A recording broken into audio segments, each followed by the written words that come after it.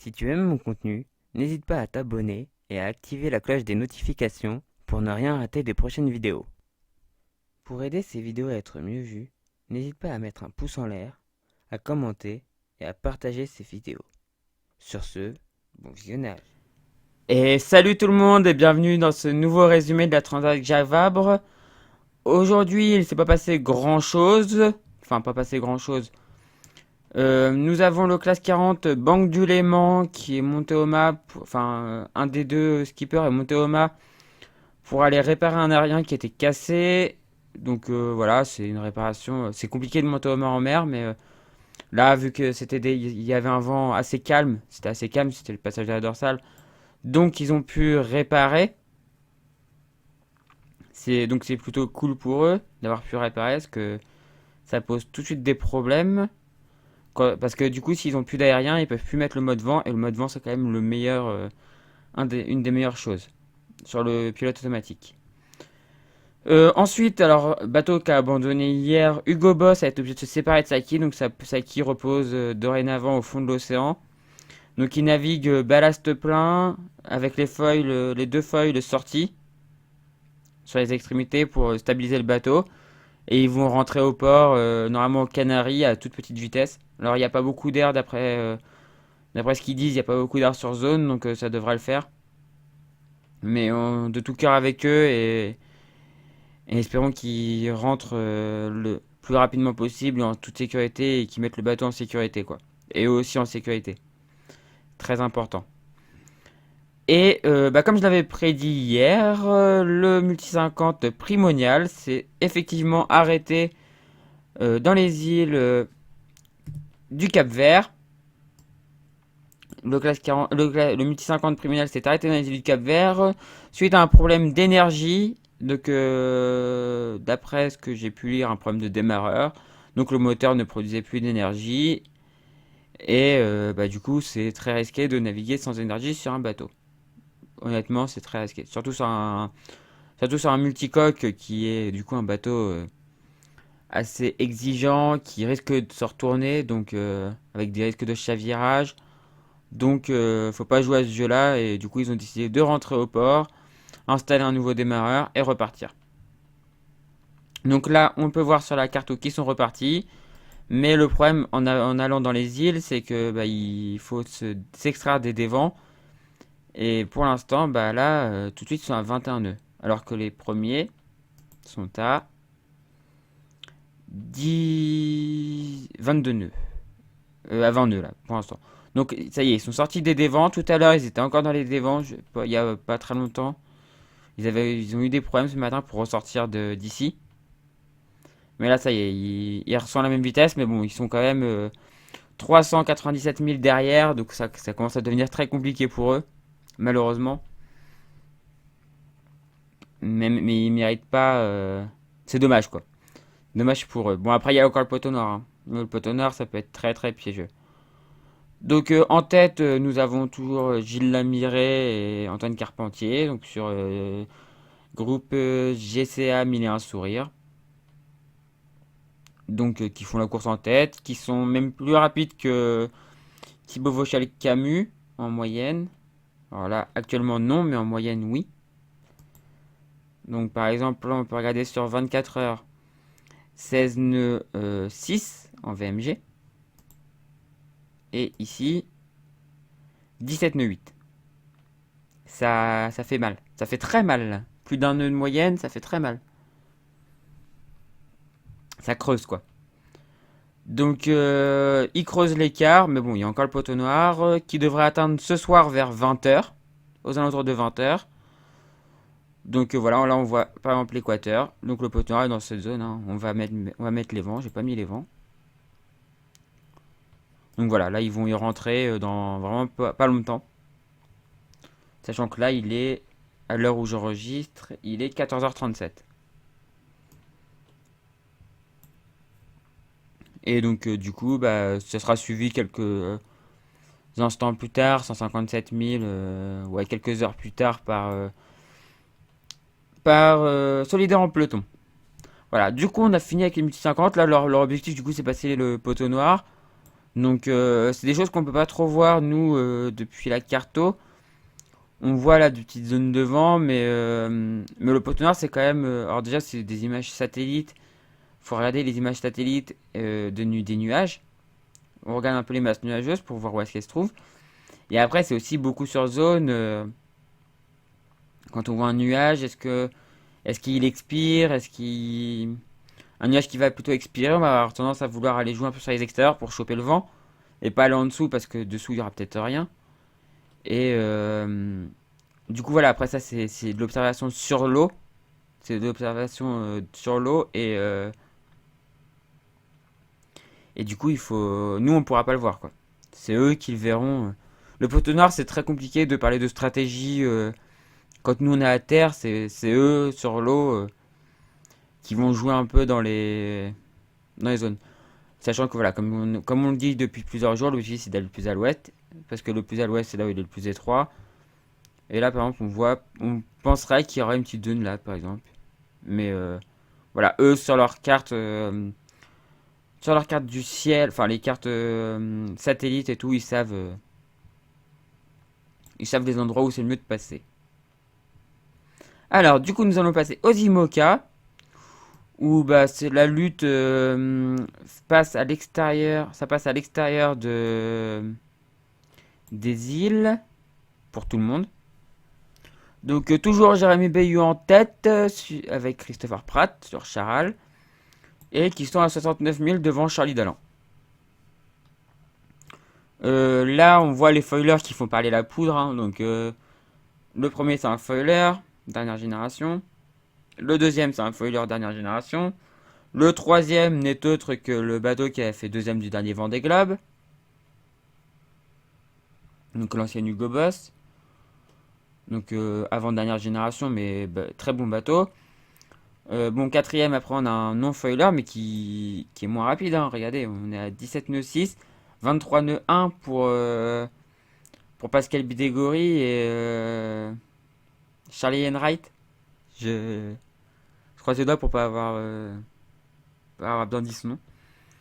Et là, par exemple, aussi, hein, PRB à 19 nœuds 6. Donc là, on voit clairement que les non-foilers, là, sont en train de souffrir, quoi. Clarisse Kremer et Armel Leclerc qui ont fait un très beau début de course, là, sont en train de souffrir du fait de ne pas avoir de foil. Et on voit Arkea après que sur son bateau, du coup, de dernière génération, et sur son bon bord avec le foil, ils sont à 18 nœuds 1. Donc, plutôt pas mal. Plutôt pas mal pour eux. Et ensuite, on retrouve les bateaux, des bateaux à dérive droite. Donc, voilà, vous voyez, hein, 15 nœuds 3, 13 nœuds 1, 14 nœuds 2. Alors ça c'est un foiler, mais qu'est-ce qu'ils font Alors peut-être un problème sur j'allais dire une bêtise. Si, c'est ça. Nurestar et Fenêtre. Donc de Fabrice Amédéo et Eric Perron. Euh, c'est à voir. Savoir ce qu'ils font route comme ça, c'est pas logique. C'est pas forcément logique. Alors soit ils ont un problème et ils sont obligés de se mettre enfin, ils sont pas face au vent, mais ils sont obligés de se mettre au près. Soit ils font route pour aller à l'escale ici, quoi. Non, le port, je sais pas de quel côté il est le port ici. Mais peut-être une escale technique pour Fabrice Amédéo. Je pense qu'on va apprendre ça dans les prochaines minutes s'il y a un problème. Et du coup, c'est comme hier, hein, on saura ça dans les prochaines minutes. Là, pour eux, l'objectif, c'est pareil, hein, c'est comme les multi 50. Là, maintenant, ils vont glisser le plus vite possible vers le sud. Et là, ils sont bien placés dans l'ouest, hein, ils sont assez dans l'ouest normalement. Pour y aller, ils se sont décalés juste là pour éviter les dévents des îles. Donc passer assez au large pour éviter les dévents des îles. De ce qu'ils disaient, il y a eu quand même des petits effets dans le secteur, donc ils ont été un peu gênés. Notamment ici, en fait les empannages là ça a été aussi parce que le vent avait tendance un peu à donner et du coup les obliger à s'écarter un peu plus de la route quoi. Donc ils se sont recalés un peu dans l'ouest et bim et on réempanne pour passer les îles. Et du coup, ne plus être aussi complètement vent arrière, quoi. Et d'ailleurs, c'est pareil, hein, tout le monde part sur la même option, c'est-à-dire on a un peu abattu pour aller vers l'ouest, on essaye de gagner dans l'ouest. Et on a des groupes là qui sont formés où il y a de la bataille, il y a de la lutte entre les différents groupes, c'est plutôt intéressant à suivre. Voilà, les objectifs sont pareils pour tout le monde. Et là, bah, ça c'est risqué. C'est très très risqué de leur part. Et vous voyez, là il y a du dévent. Clairement, là il y a du dévent. Un bateau qui est actuellement à 9 nœuds. Quand, par exemple, on va prendre un bateau. Bah, celui-là, c'est pas très. Bah, ici, ils sont à 12 nœuds. Donc quasiment 2 nœuds, 3 nœuds de plus. C'est qu'il y a un petit problème. Là, je pense ils se sont fait prendre dans un dévent et c'est pas. Faut savoir le faire le passage ici, hein. Et là, bah, ils sont pris quoi. Alors peut-être qu'ils vont s'échapper assez rapidement. Je leur souhaite, mais ça peut aussi durer des heures quoi. Donc c'est tout pour les IMOCA. On va aller voir quand même pas Charal, mais Alex Thompson, voilà, ah bah ils mettent plus sa position en. Alors ça c'est dommage quand l'abandon est déclaré, on met plus les positions des bateaux jusqu'au port. C'est quand même, ce sera quand même cool de montrer quand ils vont rentrer quoi, que tout le monde sache qu'ils sont rentrés. J'essaierai de me renseigner pour vous dire s'ils sont rentrés avant que tout le monde soit arrivé. Normalement oui. Pour vous dire le moment où ils seront arrivés quoi. Du coup on va passer aux classes 40. Où bah là ça finit de passer la dorsale, hein, clairement pour tout le monde. Même pour le numéro 1. Enfin, où c'est en train de finir dans ce secteur-là, mais voilà, ça passe plutôt pas mal. On a bah, Crédit Mutuel qui est en train de mettre une pilule monumentale.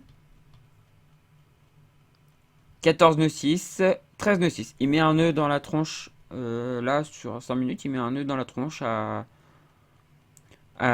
Layton. Voilà. On va regarder quand même la VMG sur 24 heures, parce que c'est quand même ça qui est intéressant. 11 nœuds 5 sur 24 heures, 14 nœuds 7 sur 1 heure. Et le deuxième, 13 nœuds 4, 10 nœuds 6. 13 nœuds 4, 10 nœuds 6. Et là, on a dit. Voilà, bah voilà. Ils leur mettent une pilule. Alors, ce bateau, de toute façon, je me doutais très bien que dans les allures où ils sont actuellement, ça allait être une bombe. Et bah, je ne me suis pas trompé. Je pensais vraiment bien que ça allait être une bombe. Et regardez, ils sont au niveau des derniers IMOCA, quoi. C'est pour vous dire, les classes 40, l'évolution. Ces bateaux, voilà, le bateau va aussi vite qu'un bateau de la génération 2008, du Vendée Globe, de 2008. C'est assez fou.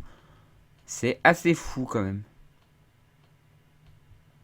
Et là, du coup, le bateau dont je vous parlais tout à l'heure, Banque du Léman, qui a été réparé, son aérien.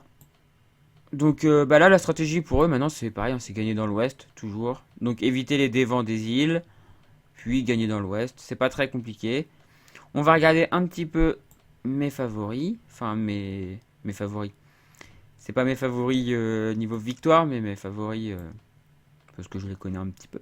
Parce que certains, je les ai déjà côtoyés. Donc, George Richer et Cédric Château, 6ème. À combien de milles du premier?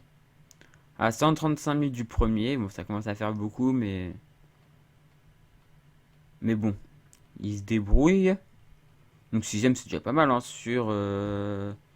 Au départ, ils étaient 27. Classe 40. Et ils sont encore 22 en mer. Enfin, ils sont encore 22 en course, quoi. Donc 6 sur 22, c'est très bien. Donc, bah voilà pour eux. Donc du coup, on va aller voir les autres. Donc Pierre-Louis et Caliste, qui sont 8ème à 185 5,8 000 du premier. Bon bah voilà, 8e c'est bien aussi, hein. Et surtout qu'ils ont des petits problèmes d'énergie de ce que j'ai compris. Je crois que j'en ai déjà parlé hier. Mais voilà, faut... Allez les gars, vous allez y arriver. Et puis après, bah, je côtoie pas grand monde. Enfin, en vrai, je côtoie pas grand monde, mais après, dans les personnes que j'aime bien suivre aussi, bon, on va aller voir du coup le dernier. Enfin, le dernier. Le numéro un, le classement numéro un qui fait vraiment une belle course, quoi. Enfin, je peux pas dire autre chose qui fait que le fait qu'il fasse une belle course, quoi. Sur un bateau où j'aurais vraiment pas parié dessus au départ, quoi. J'aurais vraiment pensé qu'il allait se faire vraiment larguer complètement. Et finalement, bah non. Finalement, il se débrouille vachement bien. Alors que bah là, on a les escales. On a eu des escales, donc ici, donc c'est... Et bon, je vais pas dire le nom du bateau parce que j'y arriverai pas. Mais j'en ai déjà parlé dans une précédente vidéo. Et là, on a équipe Voile Parkinson qui a l'air de repartir. Donc voilà, c'est plutôt cool. Les escales sont finies. Et c'est reparti pour le Brésil, quoi. Voilà, bah du coup c'est fini pour le résumé. Donc comme je vous ai dit, là les classes 40, pareil, hein. Ça gagne vers l'ouest. Ça va glisser vers l'ouest en essayant d'empanner le moins possible. S'il y a besoin d'empanner, ça fera un empannage, je pense. Peut-être qu'il y aura vraiment besoin d'un empannage, mais sinon ça va essayer de glisser le plus possible vers l'ouest. Et puis voilà, là sur les prochains jours, de toute façon, là pour ces bateaux-là, ça va être toujours un peu la même chose. Et voilà. Je vous ai pas parlé des IMOCA, alors ETA des premiers dans le poteau noir, c'est demain soir. Donc mardi soir. Donc nuit de mardi à mercredi pour les premiers IMOCA dans le poteau noir. Voilà, si j'avais juste oublié de dire ça. Bah du coup c'est fini pour cette vidéo, c'est fini pour aujourd'hui. Moi je vous dis à la prochaine. Et ciao tout le monde. Ciao.